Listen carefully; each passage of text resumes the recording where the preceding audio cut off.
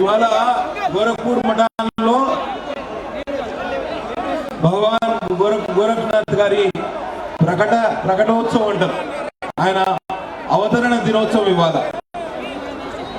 పొద్దున్నే లేచి గోరఖ్పూర్ మఠంలో మఠాధిపతిగా పూజలు నిర్వహించుకొని గోరఖ్పూర్ నుంచి హైదరాబాద్ వచ్చి హైదరాబాద్ నుంచి హెలికాప్టర్ ద్వారా మన ప్రాంతానికి రావడం జరిగింది.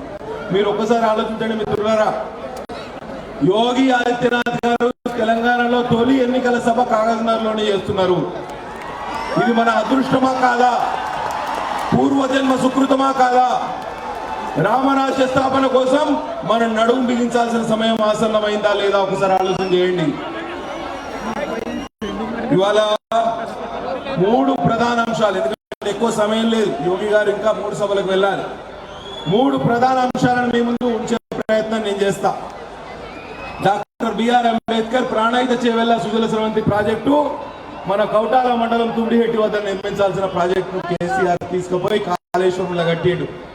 2 లక్షల కోట్ల రూపాయల అప్పులు చేసి ఇవాళ అక్కడ ప్రాజెక్టు కడితే ఆ ప్రాజెక్టుకు అతి గతి లేదు. మొన్ననే కూలిపోయింది మేడిగడ్డ వద్ద రిజర్వాయర్. అవునా? కాబట్టి మనకు బొచ్చడు నీళ్లున్నాయి, ఎటు చూసినా నీళ్లే, కానీ మన చేన్లకు పొలాలకు ఒక చుక్క నీరు రాదు. ఆలోచన చేయండి మిత్రులారా. మనకు ఇటు వారధా నది, వైన్గంగా నది, అటు ప్రాణాయిత నది, ఇటు ఎర్రవాగు, అటు పెద్దవాగు, ఎటు చూసినా నీళ్ళే కానీ మనకు నీరు రావు. మీరు ఒకసారి భారతీయ జనతా పార్టీకి అవకాశం ఇవ్వండి, తప్పకుండా ప్రాణాయిత ప్రాజెక్టును పూర్తి చేస్తాం. మహారాష్ట్రలో మన ప్రభుత్వం ఉన్నది, తప్పకుండా 50,000 ఎకరాల ఆయకట్టుకు నీళ్ళు ఇచ్చే బాధ్యతను మేము తీసుకుంటాం. మిత్రులారా ఒకసారి ఆలోచన చేయండి, ఒక్కసారి అవకాశం ఇవ్వండి. సిర్పూర్ పేపర్ మిల్లో కేవలం బయట రాష్ట్రాల వారికే ఉద్యోగాలు ఇచ్చిండు. ఈ ఎమ్మెల్యే కోనప్ప అండదండలతో యాజమాన్యం చెలరేగిపోతుంది. మీరు ఒక్కసారి భారతీయ జనతా పార్టీకి అవకాశం ఇవ్వండి. ఇవాళ 5,000 ఉద్యోగాల్లో 4,000 ఉద్యోగాలు బయట రాష్ట్రాల వాళ్ళే చేస్తారు. మీరు ఒక్కసారి భారతీయ జనతా పార్టీకి అవకాశం ఇవ్వండి. ఈ 4,000 ఉద్యోగాలు స్థానికులతో భర్తీ చేయించే బాధ్యత మాది. యాజమాన్యం మెడల్ వంచుతాం, మీకు అందరికీ ఉద్యోగాలు ఇప్పించే బాధ్యత మేము తీసుకుంటాం. మిత్రులారా ఒకసారి ఆలోచన చేయండి, ఒక్క అవకాశం భారతీయ జనతా పార్టీకి ఇవ్వండి. ఇవాళ పోడు భూములకు పట్టాల విషయంలో కేసీఆర్ మనకు తీరని అన్యాయం చేసిండు. గిరిజనులకే ఇంకా పట్టాలు ఇవ్వలేదు. పూర్తిగా దరఖాస్తు చేసుకున్న వాళ్ళలో కేవలం 10% మందికే పట్టాలు ఇచ్చిండు. మీరు ఒకసారి భారతీయ జనతా పార్టీకి అవకాశం ఇవ్వండి. ఎస్సీ బీసీలకు కూడా కేంద్రంలో చట్టం చేసి మీకు పోడు భూములకు పట్టాలు ఇప్పించే బాధ్యతను మేము తీసుకుంటాం. మిత్రులారా ఒక్క అవకాశం భారతీయ జనతా పార్టీకి ఇవ్వండి, ఒకే ఒక అవకాశం. పోడు భూముల సమస్య మీద 40 రోజులు జైలు జీవితం గడిపినాం మేము. అవునా? కొండపల్లి గ్రామస్తులతో పాటు నేను జైలుకు పోయినా. కరోనా కష్ట సమయంలో నన్ను ఒక బందిపోటు దొంగను పెట్టినట్టు, ఒక నక్సలైట్ పెట్టినట్టు ఒక సింగిల్ బరాక్లో పెట్టాడు. ఇదే కోనప్ప జైలు అధికారులు పోలీసులు అందరు కలిసి కుట్రబన్ని 40 రోజులు సింగిల్ బరాక్ అంటే చీకటి గదిలో నిర్బంధించారు. పాయకాన కూడా అలానే ఉంటది, తిండి అనేది రాలే. కుక్కకి వేసినట్టు తలుపు కింద నుంచి రోజు సాయంత్రం రోజు పొద్దున అన్నం ప్లేట్ కిందికి పంపించు. దుర్భరమైన జీవితం గడిపినాం, కానీ ఎన్నడూ లొంగిపోలే. మీకోసం రాజకీయం చేద్దాము, మీ ఆకాంక్షలకు అనుగుణంగా పనిచేద్దామనే ఒకటే ఉద్దేశంతో రాజకీయాల్లో కొనసాగినాం. ఒక అవకాశం మీ బిడ్డకి ఇవ్వండి. మీ ఆలోచనలు అర్థం చేసుకున్న వాడిగా, మీలో ఒకటి వారిగా ఒక అవకాశం ఇవ్వండి. ఇవాళ సిర్పూర్ నియోజకవర్గంలో 100 గ్రామాలకు ఇంకా రవాణా సౌకర్యం లేదు. మొర్లిగూడ జిల్లా దగ్గర నుంచి మొదలు పెడితే చీలపల్లి మాలిని వరకు. మీరు ఒక్క అవకాశం భారతీయ జనతా పార్టీకి ఇవ్వండి. పూర్తి స్థాయిలో అటవీ అనుమతులు ఇప్పించి ఈ 100 గ్రామాలకు రవాణా సౌకర్యం కల్పించే బాధ్యత మేము తీసుకుంటాం. ఎందుకంటే కేంద్రంలో మన ప్రభుత్వం అధికారంలో ఉంది కాబట్టి. ఆలోచించండి మిత్రులారా. ఇవాళ గవర్నమెంట్ ఐటీఐ కావాలి, పాలిటెక్నిక్ కళాశాల కావాలి, ఈజ్గాంలో గవర్నమెంట్ జూనియర్ కళాశాల కావాలి, గవర్నమెంట్ డిగ్రీ కళాశాల కావాలి. ఇవన్నీ కేవలం భారతీయ జనతా పార్టీ యొక్క ఆలోచనతోటే సాధ్యం. మీరు ఒక్కసారి భారతీయ జనతా పార్టీకి మద్దతు తెలపండి. కాగజ్నగర్లో 100 పడకల ఆసుపత్రి నిర్మిస్తాం, మల్టీ స్పెషాలిటీ ఆసుపత్రి. 24 గంటలు వైద్య సేవలు అందుబాటులో ఉంటాయి, ప్రసూతి సేవలు అందుబాటులో ఉంటాయి, ఆపరేషన్లు ఉచితంగా చేసే కార్యక్రమం మేము చేస్తాం. కాబట్టి ఒక్క అవకాశం భారతీయ జనతా పార్టీకి ఇవ్వాల్సిందిగా సిర్పూర్ నియోజకవర్గ ప్రజలను కోరుతున్నా. ఇవాళ 2018లో మీరు తీర్పునిచ్చారు. ఏమని తీర్పునిచ్చారు? పాల్వాయి పురుషోత్తమరావు కొడుకు పాల్వాయి హరీష్ బాబు ప్రతిపక్షంలో కూర్చోవాలి, ఎమ్మెల్యే కోనప్ప మళ్ళీ 3వసారి గెలిచి అసెంబ్లీకి పోవాలి. అవునా? ఎమ్మెల్యేగా గెలిచిన వ్యక్తి ఎన్నడైనా అసెంబ్లీలో మీ సమస్యల మీద మాట్లాడిండా? ఎన్నడైనా మీ ఆకాంక్షలకు అనుగుణంగా పనిచేసిండా? మేము ప్రతిపక్ష హోదాలో మేముండి మేము కొట్లాడినాం. ఈ కాదగారు పట్టణంలో డబుల్ బెడ్రూమ్ ఇళ్ల కోసం యుద్ధం చేస్తే మమ్మల్ని పశువులాగా గురగుర గుంజుకపోయి మమ్మల్ని జైల్లో పెట్టించారు. పోడు రైతుల ఉద్యమంలో 40 రోజులు జైల్లో ఉన్నాం. 48 కేసులు ఉన్నాయి మీ బిడ్డ మీద. 48 కేసులు 5 సంవత్సరాల్లో. ఒకసారి ఆలోచన చేయండి మిత్రులారా. ఎవరి కోసం మనం రాజకీయం చేసినాం? ఎవరి కోసం మనం ఇన్ని కష్టాలు పడ్డం అనేది ఒకసారి మీరు ఆలోచన చేయండి. కాబట్టి మిత్రులారా, తప్పకుండా ఒక్క అవకాశం ఇవ్వండి. ఇవాళ బహుజన సమాజ్ పార్టీ అని ఒక పార్టీ వచ్చింది. నేనేమంటా అంటే, కోనప్ప వ్యతిరేక ఓటు చీలితే కోనప్పకే లాభం అవుతుంది. ఇవాళ మన ఊర్లో 100 ఓట్లు ఉన్నాయనుకుందాం, 60 ఓట్లు కోనప్పకు వ్యతిరేకంగా ఉన్నాయనుకుందాం, 40 ఓట్లు కోనప్పకు అనుకూలంగా ఉన్నాయనుకుందాం. ఇవాళ ఈ 60 ఓట్లు గిట బీజేపీ బీఎస్పీ మధ్యలో బహుజన సమాజ్ పార్టీ మధ్యలో చీలితే మన బతుకులు ఆగమైపోతాయి. ఎవడైతే మనం వద్దనుకుంటామో వాడే మొగడై మనని తంతాడు. ఎవడైతే మనం వద్దనుకుంటామో వాడే గుదిబండై మన నెత్తిన కూర్చుంటాడు. జాగ్రత్త మిత్రులారా. ఈ విష చట్రం నుంచి మనం బయటపడాలి. ఒకసారి మీరు గంప గుత్తగా భారతీయ జనతా పార్టీకి అవకాశం ఇవ్వండి. ఒకసారి కమలం పువ్వు గుర్తుకు మీరు ఓటేయండి. తప్పకుండా మీకు న్యాయం చేసే ఆలోచన చేస్తాం. చివరిగా ఒక్కటే మాట చెప్పి నేను ముగిస్తా. నేను ఎన్నడూ పురుషోత్తమరావు గారు బతుకున్నప్పుడు కూడా ఇది కావాలని అడగలేదు.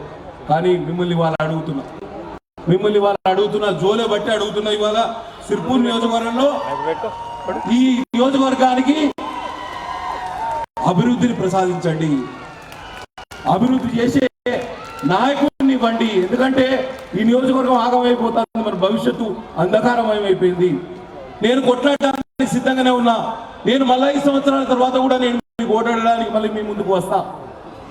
కానీ 5 సంవత్సరాలు ఓ కోనప్పను భరించే శక్తి మీకున్నదా? ఇంకా 5 సంవత్సరాలు కోనప్పను భరించే సహనం మీకున్నదా? ఇంకా 5 సంవత్సరాలు కోనప్పను భరించే ఆలోచన ఇంకా మీకున్నదా?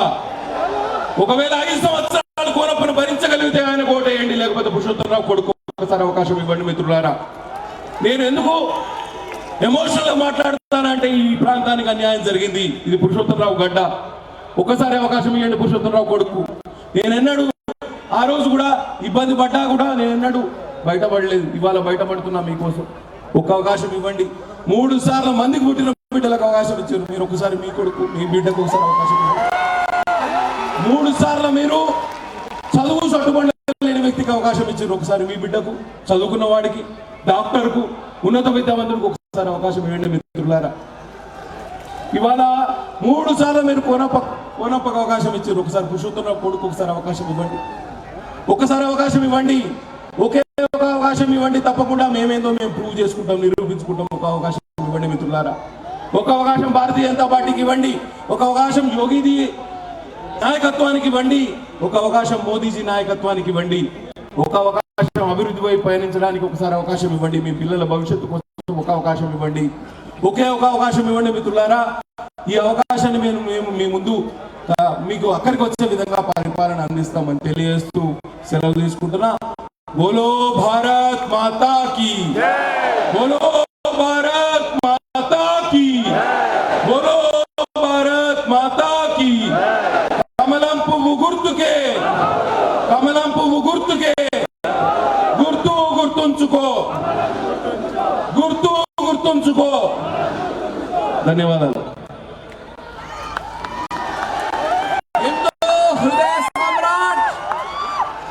भारत आशा ज्योति श्री योगी आदित्यनाथ महाराज से मैं अनुरोध करता हूँ, ये विशाल सभा से मार्गदर्शन।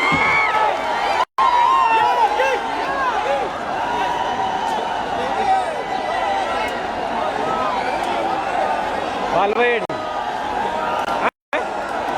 पालवेड वेड ये तारो पूछना है। भारत माता की, भारत माता की जय श्री राम, जय श्री राम। जय तेलंगाना, जय तेलंगाना।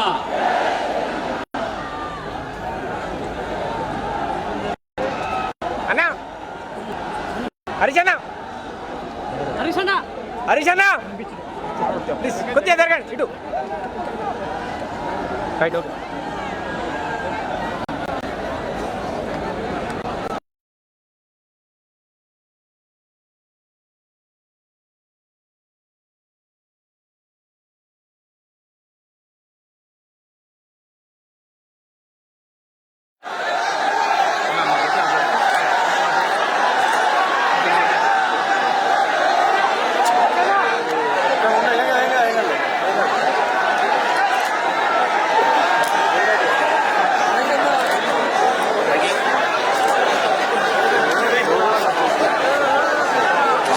जनता पार्टी के जिला के अध्यक्ष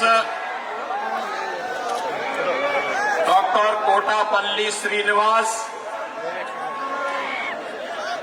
भारतीय जनता पार्टी के लोकप्रिय प्रत्याशी डॉक्टर पल्लई हरीश बाबू, भारतीय जनता पार्टी के आसिफाबाद से लोकप्रिय प्रत्याशी श्री आत्माराम नायक, जिला इंचार्ज श्री अरुमाला पोचम, जिला चुनाव इंचार्ज श्री संजीव रेड्डी, विधानसभा चमोर इंचार्ज श्री कृति कुमार पगड़िया, श्री संतोष गढ़ीवार, भारतीय जनता पार्टी के सभी पदाधिकारीगण, भारी संख्या में सिरपुर असेंबली कॉन्स्टिट्यूंसी के उपस्थित सभी तेलंगाना के मेरे भाइयों और बहनों, नमस्कारम तेलंगाना। श्री रामोडी नगरी अयोध्या उत्तर प्रदेश నుండి తెలంగాణ సోదరులకు సాదర వందనాలు।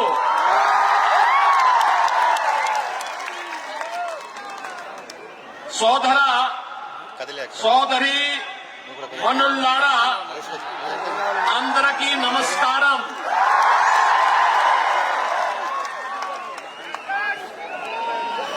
भाइयों बहनों, श्री राम की नगरी अयोध्या उत्तर प्रदेश से आकर के आप सभी तेलंगाना के भाइयों और बहनों से मिलकर के मुझे अत्यंत आनंद की अनुभूति हुई है।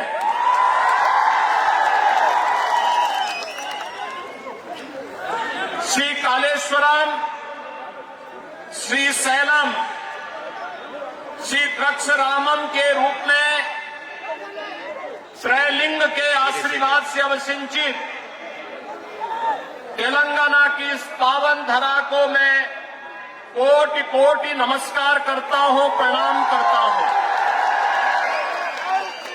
भाइयों बहनों, तेलंगाना में आकर के आप सभी से संवाद करना मेरे लिए अत्यंत सुखद है। यहां की संस्कृति, यहां के मेहनतकश किसान, नौजवान और उन सब की विनम्रता और सज्जनता हम सब के लिए बड़ी प्रेरक ताकत है। लेकिन भाइयों बहनों, हमारे लिए अफसोसजनक है कि तेलंगाना राज्य निर्माण के लिए जिन लोगों के सहयोग से तेलंगाना राज्य का निर्माण हुआ था, आज केसीआर के नेतृत्व में बीआरएस की सरकार यहां की जनता का शोषण का कारण बन चुकी है, यहां की अराजकता का कारण बन चुकी है। एक ऐसा राज्य जो प्रकृति और परमात्मा की असीम कृपा प्राप्त किया है, वह आज अपनी पहचान और अपने अधिकारों के लिए तरस रहा है। भाइयों बहनों, तुष्टीकरण की राजनीति का सबसे गंदा खेल आज तेलंगाना में देखा जा सकता है। समाज को बांटने के लिए कोई सरकार किस हद तक जा सकती है, या हमने यहां देखा है जब तेलंगाना की बीआरएस सरकार के द्वारा मुस्लिम आरक्षण की घोषणा की जाती है। भाइयों बहनों, ये मुस्लिम आरक्षण हमारे दलित बंधुओं को, वंचितों को, अनुसूचित जाति, अनुसूचित जनजाति, एससी, एसटी, इन सभी कैटेगरी को, पिछड़ी जाति के लोगों को उनके हकों से वंचित करने की साजिश का हिस्सा है। भाइयों बहनों, ये बाबा साहब भीमराव अंबेडकर के द्वारा बनाए गए संविधान का भी अपमान है, और इसीलिए आज मैं आपके पास आया आपसे विशेष अपील करने के लिए कि भारतीय जनता पार्टी की गवर्नमेंट तेलंगाना में लेकर के आप आएंगे, ये मुस्लिम आरक्षण समाप्त होगा और ये आरक्षण का लाभ यहाँ के एससी, एसटी, ओबीसी और यहाँ के गरीबों को प्राप्त होगा। मुस्लिम आरक्षण संविधान विरोधी है, किसी भी स्थिति में इसको लागू नहीं होने देना चाहिए, लेकिन बीआरएस और कांग्रेस मिलकर के देश को एक नए विभाजन की ओर ले जाना चाहती है और आपके हकों पर कुठाराघात करना चाहती है, और इसीलिए आज हम सब यहां पर आए हैं। भाइयों बहनों, तेलंगाना राज्य के लिए 1969 में 1969, 2001 से लेकर के 2014 2014 तक चले एक लंबे आंदोलन के फलस्वरूप तेलंगाना आंदोलन के दौरान जो नारा दिया गया था, निल्लू, नितुलू और नियामा कालू, लेकिन सत्ता में आने के बाद केसीआर ने तेलंगाना आंदोलन के द्वारा किए गए वादों को ही भूल गए। जब तेलंगाना बना था, भाइयों बहनों, तब तेलंगाना रेवेन्यू सरप्लस राज्य था।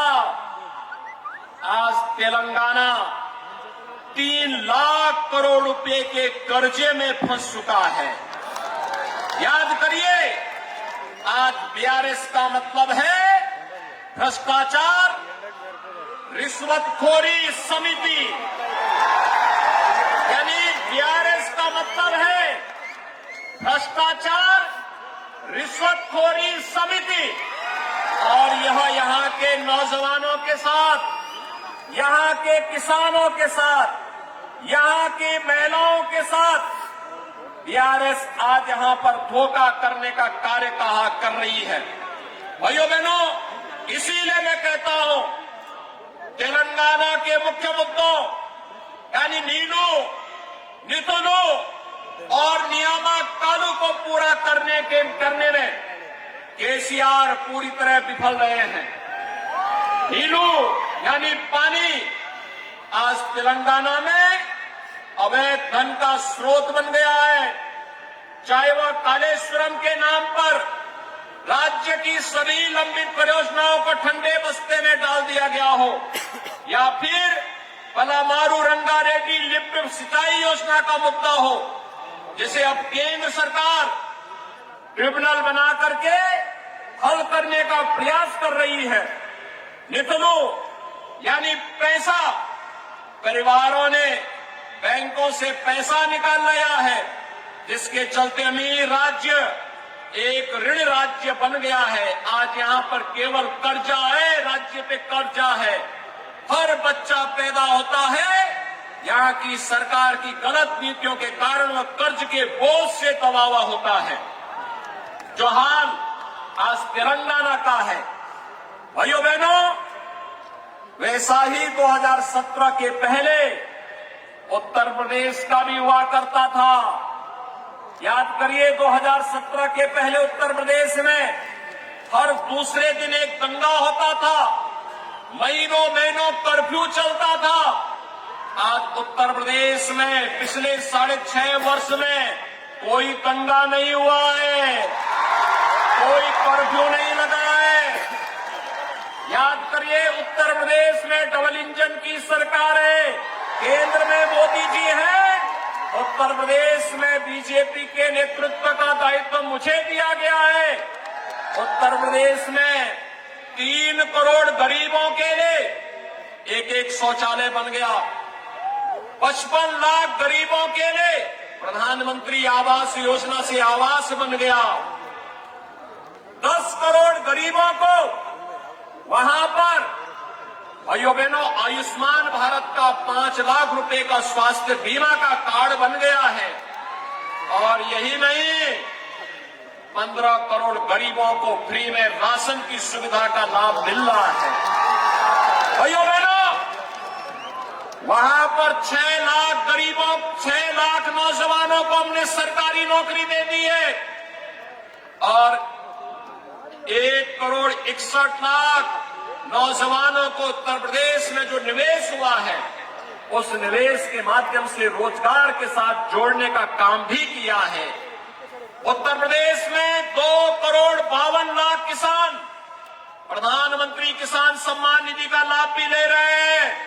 लेकिन भाइयों बहनों आपके तेलंगाना में यहां का नौजवान भटकने के लिए मजबूर है, यहां का किसान आत्महत्या करने के लिए मजबूर है, क्योंकि यहां की सरकार केवल शोषण कर रही है, यहां पे पेपर लीक की घटनाएं हो रही है।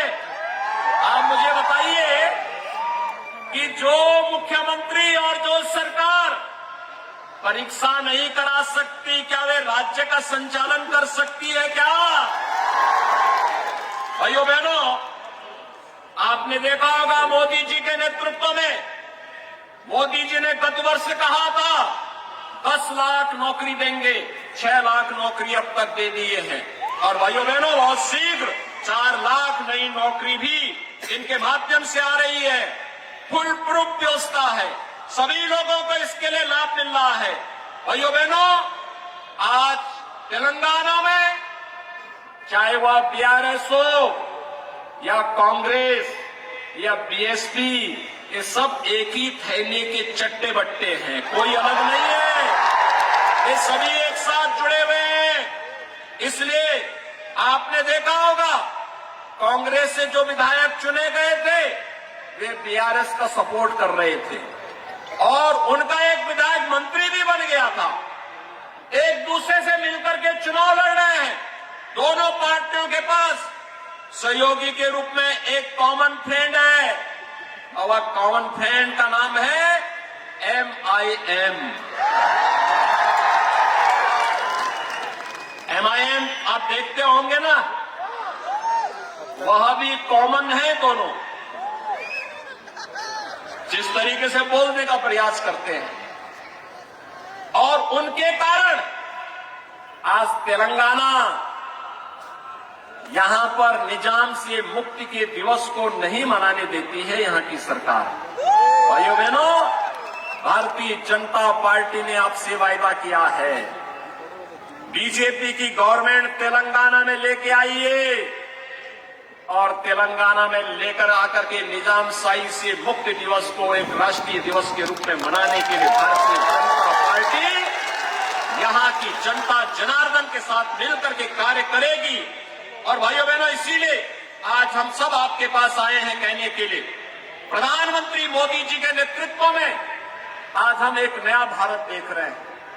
यह भारत वैश्विक मंच पर जिसका सम्मान बढ़ा, यह भारत जिसने वैश्विक मंच पर 142 करोड़ लोगों को सम्मान दिलाया है, यह भारत नया भारत है जिसमें सम्मान भी है तो सीमाओं की सुरक्षा भी है। आज कोई दुश्मन भारत की तरफ टेढ़ी निगाहों से नहीं देख सकता है। भारत आज के दिन पर छेड़ता नहीं, लेकिन अगर कोई भारत के अंदर आतंकी वारदात को अंजाम देता है तो भारत उसको छोड़ता भी नहीं है। आज यह भारत है, नया भारत। इस भारत में गरीबों का कल्याण भी है। भाइयों बहनों, अगर कांग्रेस की गवर्नमेंट होती तो क्या कोविड के दौरान कोरोना महामारी का जो वैक्सीन आया था, क्या कांग्रेस वैक्सीन दे पाती? नहीं दे पाती। कांग्रेस फ्री में राशन की सुविधा का लाभ दे पाती? मोदी जी 3.5 वर्ष से फ्री में राशन दे रहे हैं और अगले 5 वर्ष तक ये राशन की सुविधा लगातार जनता जनार्दन को मिलता रहेगा। भाइयों बहनों, मोदी जी के कारण इंफ्रास्ट्रक्चर के नए नए कार्य आ रहे हैं। कहीं हाईवे, कहीं रेलवे, कहीं एयरपोर्ट, कहीं एम्स, कहीं आईआईटी, कहीं आईआईएम, कहीं हर घर नल की योजना लागू हो रही है। कहीं पर अन्य तमाम कल्याणकारी योजनाओं को लागू करने का कार्य भी किया जा रहा है। और इसीलिए आज मैं आपके पास आया हूं कि मोदी जी के नेतृत्व में गरीब कल्याण भी है। उनके एजेंडे में भाइयों बहनों विकास के कार्य भी हैं, इंफ्रास्ट्रक्चर के बड़े बड़े कार्य भी हैं।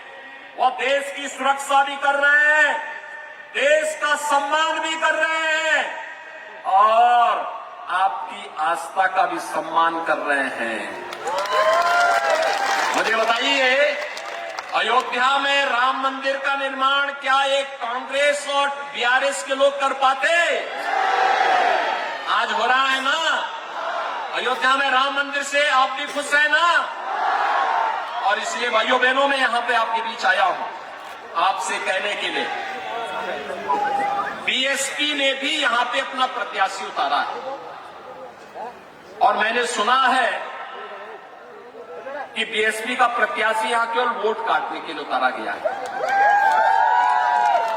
एक तरफ कांग्रेस और बीआरएस बाबा साहब डॉक्टर भीमराव अंबेडकर जी के बनाए संविधान का अपमान करने पे उतारू है। संविधान में अनुसूचित जाति जनजाति के लोगों के लिए आरक्षण की व्यवस्था है और उनके आरक्षण पर डकैती डाल करके मुस्लिम आरक्षण की घोषणा इन्होंने मिलकर के यहां करवा दी। ये बाबा साहब भीमराव अंबेडकर का अपमान है। ये कांग्रेस और बीआरएस और बीएसपी यहां पे केवल एक दूसरे को मदद करने के लिए खड़े हैं। उत्तर प्रदेश असेंबली में 403 सीट है। बीएसपी के पास एक सीट है, मात्र एक, ओनली वन। जब उनका खोटा सिक्का यूपी में, जब यूपी में नहीं उनका गुजरता पता है, तो उनका खोटा सिक्का क्या तेलंगाना में चलेगा क्या? कतई मत चलने देना। बाबा साहब भीमराव अंबेडकर को सम्मान मोदी जी ने दिया है, पंचतीर्थ मोदी जी ने बनाए हैं और इसलिए भाइयों बहनों, बाबा साहब भीमराव अंबेडकर का कल संविधान बनाने का दिन है 26 नवंबर। याद रखना, 26 नवंबर की तिथि को संविधान दिवस के रूप में मोदी जी ने मान्यता दी है, प्रधानमंत्री मोदी जी ने मान्यता दी है और इसलिए बाबा साहब भीमराव अंबेडकर के प्रति श्रद्धा और सम्मान का भाव रखने वाला हर व्यक्ति भारतीय जनता पार्टी के समर्थन में अपना सहयोग करेगा। और इसीलिए आज मैं आपके पास आया हूं भाइयों बहनों, आपसे कहने के लिए, भारतीय जनता पार्टी ने अपने प्रत्याशी यहां पर आपके बीच में उतारे हैं। मेरी आप सबसे अपील होगी कि भाइयों बहनों, बीजेपी ने गेलिपिस्तम नव तेलंगानो शिष्टिताम मी वोटू कमलम गुरुतुके कोरु तनु नानु। और भाइयों बहनों, इसके लिए मैं आपके पास आया हूं कहने के लिए, बीजेपी रावाली बंगारू तेलंगाना स्वप्नम साकरी चाली।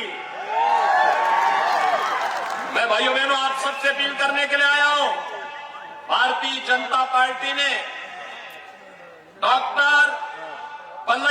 बाबू को सिरपुर से अपना कैंडिडेट बना करके आपके बीच में उतारा है। ये हमारे प्रत्याशी हैं यहां से।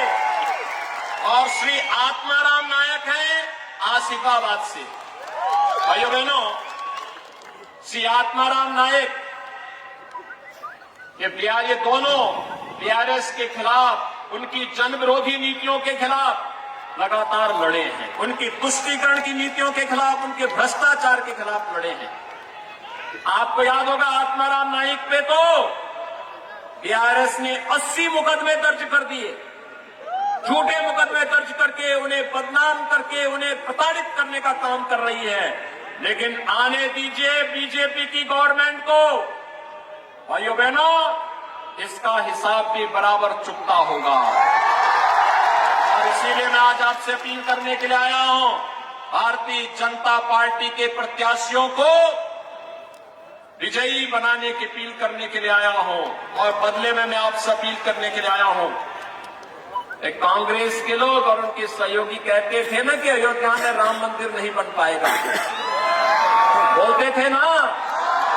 और हम पहले से कहते थे कि मोदी है तो मुमकिन है, बोलते थे ना।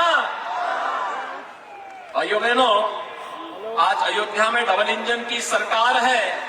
वहां विकास भी है, सुरक्षा भी है, कोई कर्फ्यू नहीं है, कोई दंगा नहीं है, कोई गुंडागर्दी नहीं है। रोजगार भी, नौजवानों के लिए नौकरी और रोजगार भी है, किसान का सम्मान भी है, गरीब का कल्याण भी है। और भाइयों बहनों, उत्तर प्रदेश आज रेवेन्यू सरप्लस राज्य भी बनकर के उभर गया है। उत्तर प्रदेश में राम मंदिर का निर्माण भी हो रहा है। और 22 जनवरी 2024 को प्रधानमंत्री मोदी जी के कर कमलों से अयोध्या में रामलला विराजमान होने जा रहे हैं। 22 जनवरी 2024 को के बाद सिरपुर और आसिफाबाद से कितने लोग हैं जो अयोध्या आने के इच्छुक हैं? अयोध्या कितने लोग आना चाहेंगे? भाइयों बहनों, आप सबका मैं अभिनंदन करता हूं। और मैं आपसे अपील करता हूं कि आप सिरपुर से पी हरीश बाबू को और आसिफाबाद से श्री आत्माराम नाइक को कमल चुनाव चिन्ह से विजयी बना करके भेजिए। और ये लोग जाएंगे, तेलंगाना विधानसभा में जाएंगे। और 22 जनवरी के बाद आप सभी भाइयों और बहनों को आपका आशीर्वाद इनको मिले और प्रभु राम का आशीर्वाद दिलाने के लिए आपको लेकर के अयोध्या की यात्रा पे आएंगे। अयोध्या में मैं आपके स्वागत के लिए आपका इंतजार करूंगा, आपका इंतजार करूंगा। आप सभी सहमत हैं? सभी लोग सहमत हैं? तो मेरे साथ बोलेंगे भारत माता की, भारत माता की, भारत माता की। जय श्री राम, जय श्री राम, जय जय श्री राम, जय श्री राम।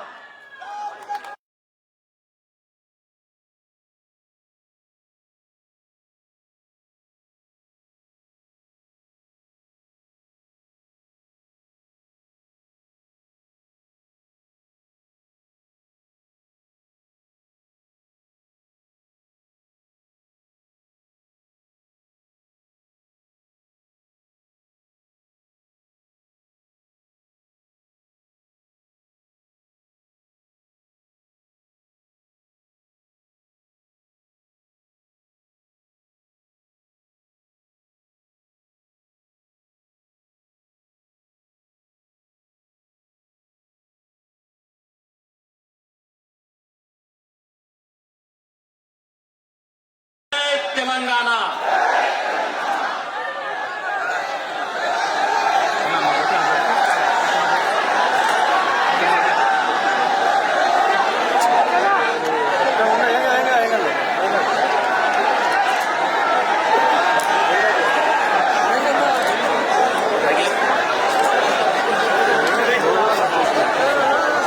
भारतीय जनता पार्टी के जिला के अध्यक्ष डॉक्टर कोटापल्ली श्रीनिवास भारतीय जनता पार्टी के लोकप्रिय प्रत्याशी डॉक्टर पल्लई हरीश बाबू भारतीय जनता पार्टी के आसिराबाद से लोकप्रिय प्रत्याशी श्री आत्माराम नायक, जिला इंचार्ज श्री अरुमाला पोचम, जिला चुनाव इंचार्ज श्री संजीव रेड्डी, विधानसभा चमोर इंचार्ज श्री कृति कुमार बगड़िया, श्री संतोष गढ़ीवार, भारतीय जनता पार्टी के सभी पदाधिकारीगण, भारी संख्या में सिरपुर असेंबली कॉन्स्टिट्यूंसी के उपस्थित सभी तेलंगाना के मेरे भाइयों और बहनों, नमस्कारम तेलंगाना। श्री रामोडी नगरी अयोध्या उत्तर प्रदेश నుండి తెలంగాణ సోదరి సోదరులకు సాదర వందనాలు।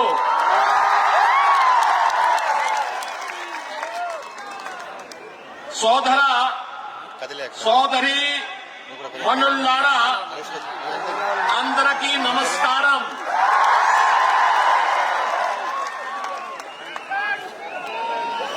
भाइयों बहनों, श्री राम की नगरी अयोध्या उत्तर प्रदेश से आकर के आप सभी तेलंगाना के भाइयों और बहनों से मिलकर के मुझे अत्यंत आनंद की अनुभूति हुई है।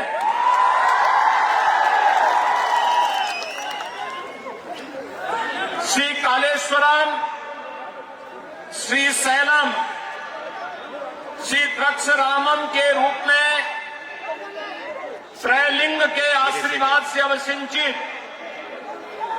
तेलंगाना की इस पावन धरा को मैं कोटि कोटि नमस्कार करता हूं, प्रणाम करता हूं। भाइयों बहनों, तेलंगाना में आकर के आप सभी से संवाद करना मेरे लिए अत्यंत सुखद है। यहां की संस्कृति, यहां के मेहनतकश किसान, नौजवान और उन सब की विनम्रता और सज्जनता हम सब के लिए एक बड़ी प्रेरक ताकत है। लेकिन भाइयों बहनों, हमारे लिए अफसोसजनक है कि तेलंगाना राज्य निर्माण के लिए जिन लोगों के सहयोग से तेलंगाना राज्य का निर्माण हुआ था, आज केसीआर के नेतृत्व में बीआरएस की सरकार यहां की जनता का शोषण का कारण बन चुकी है, यहां की अराजकता का कारण बन चुकी है। एक ऐसा राज्य जो प्रकृति और परमात्मा की असीम कृपा प्राप्त किया है, वह आज अपनी पहचान और अपने अधिकारों के लिए तरस रहा है। भाइयों बहनों, तुष्टीकरण की राजनीति का सबसे गंदा खेल आज तेलंगाना में देखा जा सकता है। समाज को बांटने के लिए कोई सरकार किस हद तक जा सकती है, यह हमने यहां देखा है। जब तेलंगाना की बीआरएस सरकार के द्वारा मुस्लिम आरक्षण की घोषणा की जाती है, भाइयों बहनों, ये मुस्लिम आरक्षण हमारे दलित बंधुओं को, वंचितों को, अनुसूचित जाति, अनुसूचित जनजाति, एससी, एसटी इन सभी कैटेगरी को, पिछड़ी जाति के लोगों को उनके हकों से वंचित करने की साजिश का हिस्सा है। भाइयों बहनों, ये बाबा साहब भीमराव अंबेडकर के द्वारा बनाए गए संविधान का भी अपमान है और इसीलिए आज मैं आपके पास आया आपसे विशेष अपील करने के लिए कि भारतीय जनता पार्टी की गवर्नमेंट तेलंगाना में लेकर के आप आएंगे, ये मुस्लिम आरक्षण समाप्त होगा और ये आरक्षण का लाभ यहाँ के एससी, एसटी, ओबीसी और यहाँ के गरीबों को प्राप्त होगा। मुस्लिम आरक्षण संविधान विरोधी है, किसी भी स्थिति में इसको लागू नहीं होने देना चाहिए। लेकिन बीआरएस और कांग्रेस मिलकर के देश को एक नए विभाजन की ओर ले जाना चाहती है और आपके हकों पर कुठाराघात करना चाहती है और इसीलिए आज हम सब यहां पर आए हैं। भाइयों बहनों, तेलंगाना राज्य के लिए 1969 में 1969, 2001 से लेकर के 2014 तक चले एक लंबे आंदोलन के फलस्वरूप तेलंगाना आंदोलन के दौरान जो नारा दिया गया था, निल्लू, नितुलू और नियामा कालू, लेकिन सत्ता में आने के बाद केसीआर ने तेलंगाना आंदोलन के द्वारा किए गए वादों को ही भूल गए। जब तेलंगाना बना था भाइयों बहनों, तब तेलंगाना रेवेन्यू सरप्लस राज्य था। आज तेलंगाना 3 लाख करोड़ रुपए के कर्जे में फंस चुका है। याद करिए, आज बीआरएस का मतलब है भ्रष्टाचार, रिश्वतखोरी समिति, यानी बीआरएस का मतलब है भ्रष्टाचार, रिश्वतखोरी समिति। और यह यहाँ के नौजवानों के साथ, यहाँ के किसानों के साथ, यहाँ की महिलाओं के साथ बीआरएस आज यहाँ पर धोखा करने का कार्य कहा कर रही है। भाइयों बहनों, इसीलिए मैं कहता हूं, तेलंगाना के मुख्य मुद्दों यानी नीलू, नितुलू और नियामा कालू को पूरा करने में केसीआर पूरी तरह विफल रहे हैं। नीलू यानी पानी आज तेलंगाना में अवैध धन का स्रोत बन गया है। चाहे वह कालेश्वरम के नाम पर राज्य की सभी लंबित परियोजनाओं को ठंडे बस्ते में डाल दिया गया हो, या फिर पलामारू रंगारेड्डी लिफ्ट सिंचाई योजना का मुद्दा हो, जिसे अब केंद्र सरकार ट्रिब्यूनल बना करके हल करने का प्रयास कर रही है।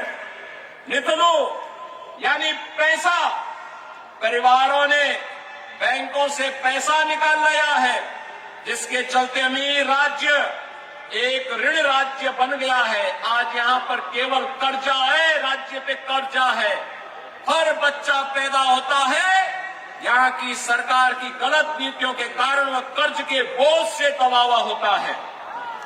जो हाल आज तेलंगाना का है, भाइयों बहनों, वैसा ही 2017 के पहले उत्तर प्रदेश का भी हुआ करता था। याद करिए, 2017 के पहले उत्तर प्रदेश में हर दूसरे दिन एक दंगा होता था, महीनों महीनों कर्फ्यू चलता था।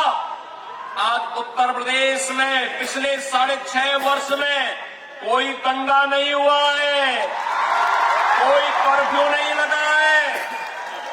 याद करिए, उत्तर प्रदेश में डबल इंजन की सरकार है, केंद्र में मोदी जी है, उत्तर प्रदेश में बीजेपी के नेतृत्व का दायित्व मुझे दिया गया है। उत्तर प्रदेश में 3 करोड़ गरीबों के लिए एक शौचालय बन गया। 55 लाख गरीबों के लिए प्रधानमंत्री आवास योजना से आवास बन गया। 10 करोड़ गरीबों को वहां पर भाइयों बहनों, आयुष्मान भारत का 5 लाख रुपए का स्वास्थ्य बीमा का कार्ड बन गया है। और यही नहीं, 15 करोड़ गरीबों को फ्री में राशन की सुविधा का लाभ मिल रहा है। भाइयों बहनों, वहां पर 6 लाख गरीबों, 6 लाख नौजवानों को हमने सरकारी नौकरी दे दी है। और 1,61,00,000 नौजवानों को उत्तर प्रदेश में जो निवेश हुआ है, उस निवेश के माध्यम से रोजगार के साथ जोड़ने का काम भी किया है। उत्तर प्रदेश में 2,52,00,000 किसान प्रधानमंत्री किसान सम्मान निधि का लाभ भी ले रहे हैं। लेकिन भाइयों बहनों, आपके तेलंगाना में यहां का नौजवान भटकने के लिए मजबूर है, यहां का किसान आत्महत्या करने के लिए मजबूर है, क्योंकि यहां की सरकार केवल शोषण कर रही है। यहां पे पेपर लीक की घटनाएं हो रही हैं। आप मुझे बताइए कि जो मुख्यमंत्री और जो सरकार परीक्षा नहीं करा सकती, क्या वे राज्य का संचालन कर सकती है क्या? भाइयों बहनों, आपने देखा होगा मोदी जी के नेतृत्व में, मोदी जी ने गत वर्ष कहा था 10 लाख नौकरी देंगे, 6 लाख नौकरी अब तक दे दिए हैं। और भाइयों बहनों, बहुत शीघ्र 4 लाख नई नौकरी भी इनके माध्यम से आ रही है। फुल प्रूफ व्यवस्था है, सभी लोगों को इसके लिए लाभ मिल रहा है। भाइयों बहनों, आज तेलंगाना में चाहे वह बीआरएस हो या कांग्रेस या बीएसपी, ये सब एक ही थैली के चट्टे बट्टे हैं, कोई अलग नहीं है।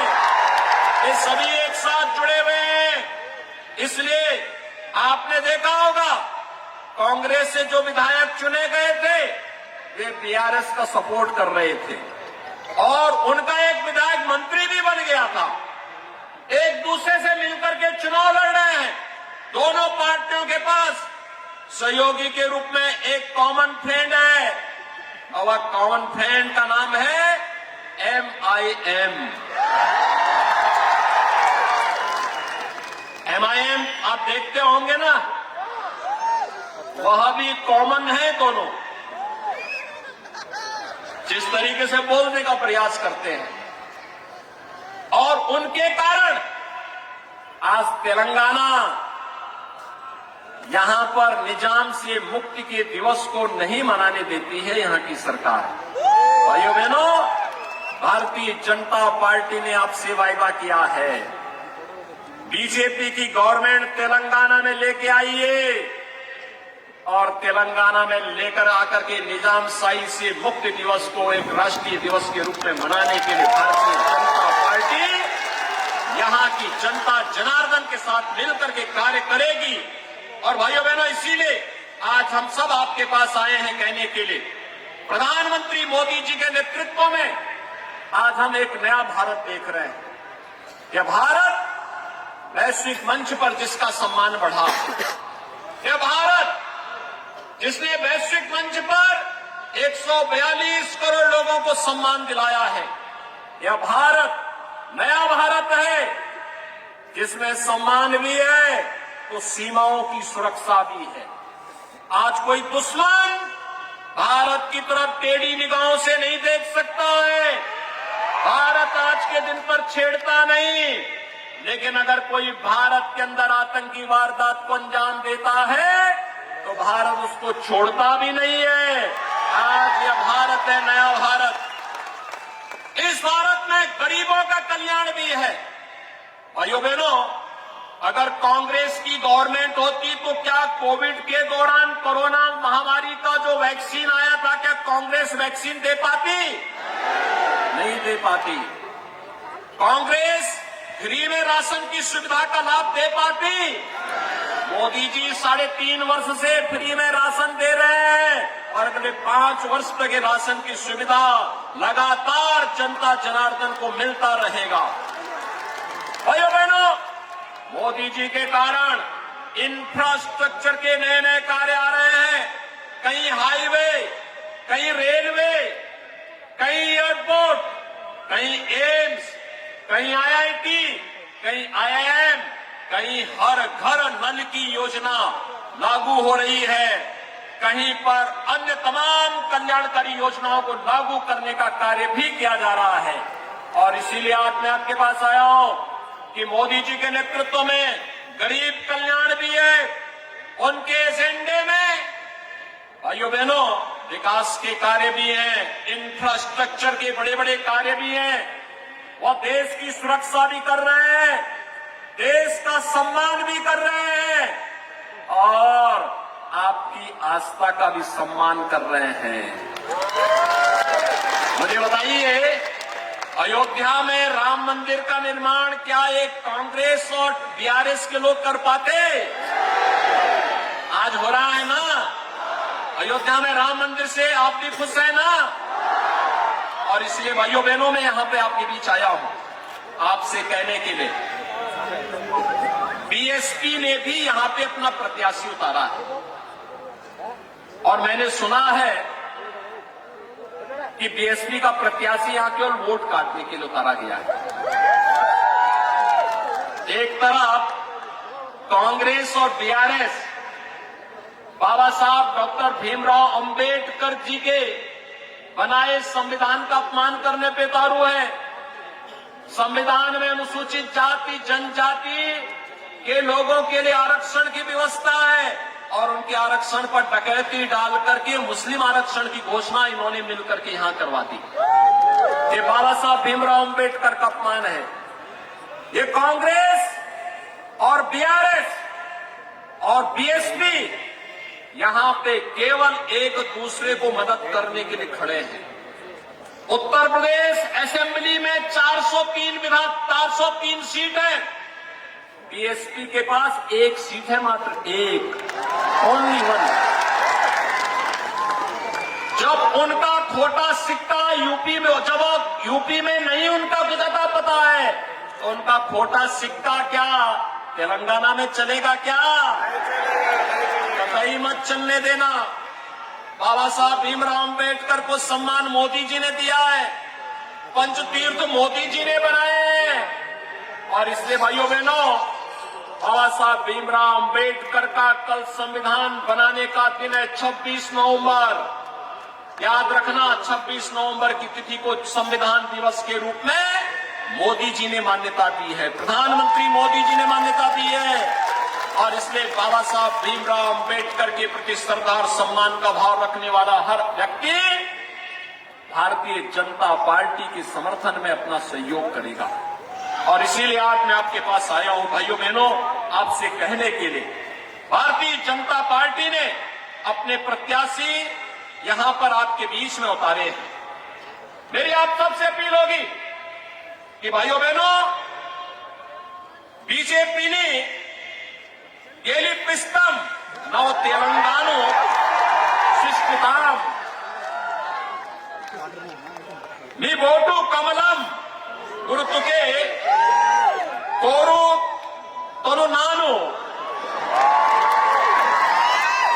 और भाइयों बहनों इसके लिए मैं आपके पास आया हूं कहने के लिए, बीजेपी रावाली बंगारू तेलंगाना स्वप्नम साकरी चाली।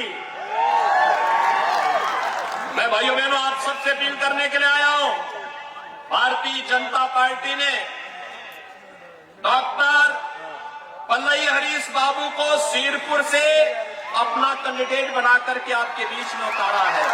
वो हमारे प्रत्याशी हैं यहां से और श्री आत्माराम नायक हैं आसिफाबाद से। भाइयों बहनों श्री आत्माराम नायक ये दोनों बीआरएस के खिलाफ, उनकी जन विरोधी नीतियों के खिलाफ लगातार लड़े हैं, उनकी तुष्टीकरण की नीतियों के खिलाफ, उनके भ्रष्टाचार के खिलाफ लड़े हैं। आपको याद होगा आत्माराम नायक पे तो बीआरएस ने 80 मुकदमे दर्ज कर दिए, झूठे मुकदमे दर्ज करके उन्हें बदनाम करके उन्हें प्रताड़ित करने का काम कर रही है। लेकिन आने दीजिए बीजेपी की गवर्नमेंट को, भाइयों बहनों इसका हिसाब भी बराबर चुकता होगा। और इसीलिए मैं आज आपसे अपील करने के लिए आया हूं, भारतीय जनता पार्टी के प्रत्याशियों को विजयी बनाने की अपील करने के लिए आया हूं। और बदले में मैं आपसे अपील करने के लिए आया हूं, एक कांग्रेस के लोग और उनके सहयोगी कहते थे ना कि अयोध्या में राम मंदिर नहीं बन पाएगा, बोलते थे ना। और हम पहले से कहते थे कि मोदी है तो मुमकिन है, बोलते थे ना। भाइयों बहनों, आज अयोध्या में डबल इंजन की सरकार है, वहां विकास भी है, सुरक्षा भी है, कोई कर्फ्यू नहीं है, कोई दंगा नहीं है, कोई गुंडागर्दी नहीं है, रोजगार भी, नौजवानों के लिए नौकरी और रोजगार भी है, किसान का सम्मान भी है, गरीब का कल्याण भी है। और भाइयों बहनों, उत्तर प्रदेश आज रेवेन्यू सरप्लस राज्य भी बनकर के उभर गया है। उत्तर प्रदेश में राम मंदिर का निर्माण भी हो रहा है।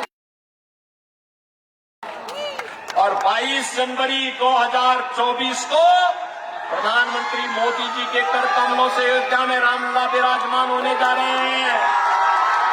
22 जनवरी 2024 को के बाद सिरपुर और आसिफाबाद से कितने लोग हैं जो अयोध्या आने के इच्छुक हैं? अयोध्या कितने लोग आना चाहेंगे? भाइयों बहनों, आप सबका मैं अभिनंदन करता हूं और मैं आपसे अपील करता हूं कि आप सिरपुर से टी हरीश बाबू को और आसिफाबाद से श्री आत्माराम नाइक को कमल चुनाव चिन्ह से विजयी बना करके भेजिए और ये लोग जाएंगे, तेलंगाना विधानसभा में जाएंगे और 22 जनवरी के बाद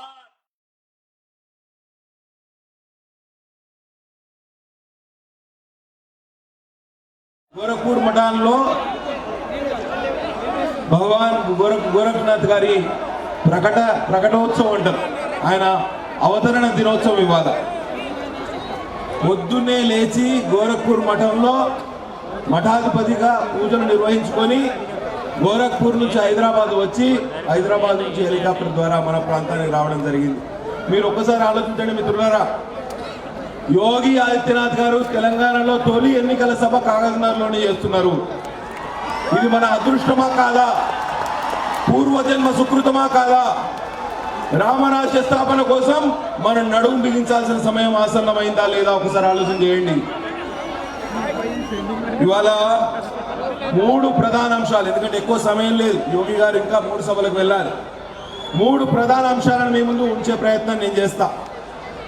doctor BR Ambedkar Pranahita Chevella Sujala Sravanthi project మన కౌటాల మండలం తుండిహెట్టి వద్ద నిర్మించాల్సిన ప్రాజెక్టును కేసీఆర్ తీసుకుపోయి కాళేశ్వరంలో కట్టాడు. 2 లక్షల కోట్ల రూపాయలు అప్పులు చేసి ఇవాళ అక్కడ ప్రాజెక్టు కడితే ఆ ప్రాజెక్టుకు అతి గతి లేదు. మొన్ననే కూలిపోయింది మేడిగడ్డ వద్ద రిజర్వాయర్, అవునా? కాబట్టి మనకు బొచ్చడు నీళ్లున్నాయి, ఎటు చూసినా నీళ్లే, కానీ మన చేన్లకు పొలాలకు ఒక చుక్క నీరు రాదు. ఆలోచన చేయండి మిత్రులారా. మనకు ఇటు వారధా నది, వైన్గంగా నది, అటు ప్రాణహిత నది, ఇటు ఎర్రవాగు, అటు పెద్దవాగు, ఎటు చూసిన నీళ్ళే కానీ మనకు నీరు రావు. మీరు ఒకసారి భారతీయ జనతా పార్టీకి అవకాశం ఇవ్వండి, తప్పకుండా ప్రాణహిత ప్రాజెక్టును పూర్తి చేస్తాం. మహారాష్ట్రలో మన ప్రభుత్వమే ఉన్నది, తప్పకుండా 50,000 ఎకరాల ఆయకట్టుకు నీళ్ళు ఇచ్చే బాధ్యతను మేము తీసుకుంటాం. మిత్రులారా ఒకసారి ఆలోచన చేయండి, ఒక్కసారి అవకాశం ఇవ్వండి. సిర్పూర్ పేపర్ మిల్లో కేవలం బయట రాష్ట్రాల వారికే ఉద్యోగాలు ఇచ్చిండు. ఈ ఎమ్మెల్యే కోనప్ప అండదండలతోటి యాజమాన్యం చెలరేగిపోతుంది. మీరు ఒక్కసారి భారతీయ జనతా పార్టీకి అవకాశం ఇవ్వండి. ఇవాళ 5,000 ఉద్యోగాల్లో 4,000 ఉద్యోగాలు బయట రాష్ట్రాల వాళ్ళే చేస్తారు. మీరు ఒక్కసారి భారతీయ జనతా పార్టీకి అవకాశం ఇవ్వండి. ఈ 4,000 ఉద్యోగాలు స్థానికులతో భర్తీ చేయించే బాధ్యత మాది. యాజమాన్యం మెడల్ వంచుతాం, మీకు అందరికీ ఉద్యోగాలు ఇప్పించే బాధ్యత మేము తీసుకుంటాం. మిత్రులారా ఒకసారి ఆలోచన చేయండి, ఒక్క అవకాశం భారతీయ జనతా పార్టీకి ఇవ్వండి. ఇవాళ పోడు భూములకు పట్టాల విషయంలో కేసీఆర్ మనకు తీరని అన్యాయం చేసిండు. గిరిజనులకే ఇంకా పట్టాలు ఇవ్వలేదు. పూర్తిగా దరఖాస్తు చేసుకున్న వాళ్ళలో కేవలం 10% మందికే పట్టాలు ఇచ్చిండు. మీరు ఒకసారి భారతీయ జనతా పార్టీకి అవకాశం ఇవ్వండి. ఎస్సీ బీసీలకు కూడా కేంద్రంలో చట్టం చేసి మీకు పోడు భూములకు పట్టాలు ఇప్పించే బాధ్యతలు మేము తీసుకుంటాం. మిత్రులారా, ఒక్క అవకాశం భారతీయ జనతా పార్టీకి ఇవ్వండి, ఒకే ఒక అవకాశం. పోడు భూముల సమస్య మీద 40 రోజులు జైలు జీవితం గడిపినాం మేము. అవునా? కొండపల్లి గ్రామస్తులతో పాటు నేను జైలుకు పోయినా. కరోనా కష్ట సమయంలో నన్ను ఒక బందిపోటు దొంగను పెట్టినట్టు, ఒక నక్సలైట్ పెట్టినట్టు ఒక సింగిల్ బరాక్లో పెట్టాడు. ఇదే కోనప్ప జైలు అధికారులు పోలీసులు అందరు కలిసి కుట్రబన్ని 40 రోజులు సింగిల్ బరాక్ అంటే చీకటి గదిలో నిర్బంధించారు. పాయిఖాన కూడా అలానే ఉంటుంది, తిండి అలానే తినాలి. కుక్కకి వేసినట్టు తలుపు కింద నుంచి రోజు సాయంత్రం రోజు పొద్దున అన్నం ప్లేట్ కిందికి పంపించు. దుర్భరమైన జీవితం గడిపినాం, కానీ ఎన్నడూ లొంగిపోలే. మీకోసం రాజకీయం చేద్దాము, మీ ఆకాంక్షలకు అనుగుణంగా పనిచేద్దామనే ఒకటే ఉద్దేశంతో రాజకీయాల్లో కొనసాగినాం. ఒక అవకాశం మీ బిడ్డకి ఇవ్వండి. మీ ఆలోచనలు అర్థం చేసుకున్న వాడిగా, మీలో ఒకటి వారిగా ఒక అవకాశం ఇవ్వండి. ఇవాళ సిర్పూర్ నియోజకవర్గంలో 100 గ్రామాలకు ఇంకా రవాణా సౌకర్యం లేదు. మురళిగూడ జిల్లాడి దగ్గర నుంచి మొదలు పెడితే చీలపల్లి మాలిని వరకు. మీరు ఒక అవకాశం భారతీయ జనతా పార్టీకి ఇవ్వండి. పూర్తి స్థాయిలో అటవీ పర్మిషన్లు, అటవీ అనుమతులు తెప్పించి ఈ 100 గ్రామాలకు రవాణా సౌకర్యం కల్పించే బాధ్యత మేము తీసుకుంటాం. ఎందుకంటే కేంద్రంలో మన ప్రభుత్వం అధికారంలో ఉంది కాబట్టి. ఆలోచించండి మిత్రులారా, ఇవాళ గవర్నమెంట్ ఐటీఐ కావాలి, పాలిటెక్నిక్ కళాశాల కావాలి, ఈజ్గామ్లో గవర్నమెంట్ జూనియర్ కళాశాల కావాలి, గవర్నమెంట్ డిగ్రీ కళాశాల కావాలి. ఇవన్నీ కేవలం భారతీయ జనతా పార్టీ యొక్క ఆలోచనతోటే సాధ్యం. మీరు ఒక్కసారి భారతీయ జనతా పార్టీకి మద్దతు తెలపండి. కాగజ్నగర్లో 100 పడకల ఆసుపత్రి నిర్మిస్తాం, మల్టీ స్పెషాలిటీ ఆసుపత్రి, 24 గంటలు వైద్య